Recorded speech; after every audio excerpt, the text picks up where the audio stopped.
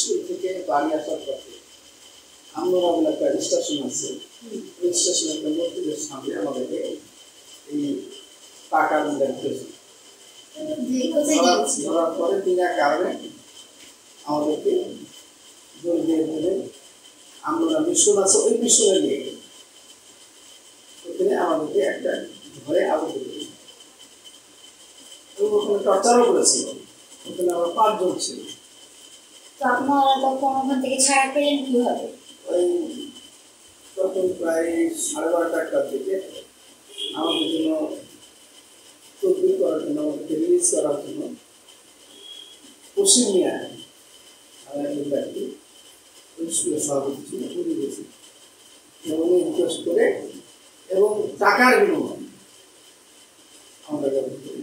কত টাকা চেয়েছিল? প্রায় তখন 1 লক্ষ টাকা চেয়েছে। 5 জন ছিলেন, কিন্তু জোগাড় করে পরের দিন এই দিন বাড়াতে হঠাৎ করে মুক্তি পাওয়া যাওয়া হয়েছে।